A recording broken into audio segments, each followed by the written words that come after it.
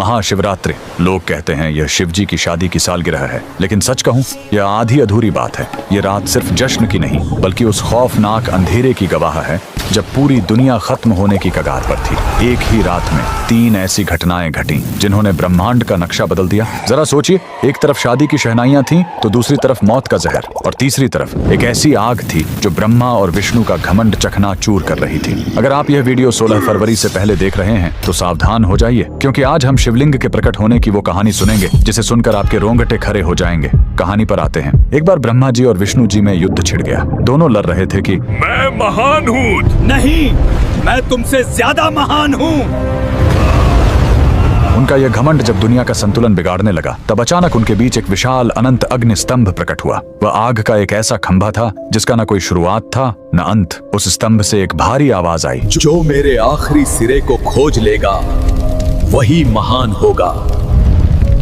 ब्रह्मा जी हंस बनकर ऊपर उड़े और विष्णु जी वराह बनकर नीचे गए। हजारों साल बीत गए, विष्णु जी को अंत नहीं मिला। उन्होंने अपनी हार मान ली, लेकिन ब्रह्मा जी ने वापस आकर झूठ बोला कि उन्हें अंत मिल गया है। उसी पल उस आग से काल भैरव प्रकट हुए और सजा के तौर पर उन्होंने ब्रह्मा जी का वो सिर काट दिया जिससे उन्होंने झूठ बोला था। उनका अहंकार टूट गया। चूंकि शिवजी आग के रूप में आए थे, वो बहुत गर्म थे। तब देवताओं ने उन्हें शांत करने के लिए उन पर जल और दूध चढ़ाया। यही वो पहला दिन था जब शिवलिंग पर रुद्राभिषेक की शुरुआत हुई। लेकिन कहानी यहीं खत्म नहीं होती। एक बार जब देवता श्रीहीन यानी कमजोर हो गए थे, तो अपनी शक्ति वापस पाने के लिए समुद्र मंथन हुआ। सबको उम्मीद थी अमृत की, लेकिन निकला क्या? हलाहल विष। पूरी दुनिया जलने लगी। तब फिर वही भोलेनाथ आगे आए। संसार को बचाने के लिए उन्होंने उस उबलते हुए जहर को पी लिया और अपने कंठ में रोक लिया। जहर की गर्मी से शिवजी का शरीर तपने लगा। उस जलन को शांत करने के लिए सभी देवताओं ने उन पर पूरी रात गंगा जल, दूध और बेलपत्र चढ़ाया। उन्हें नींद न आ जाए इसलिए पूरी रात देवताओं ने गीत गाए और जागरण किया।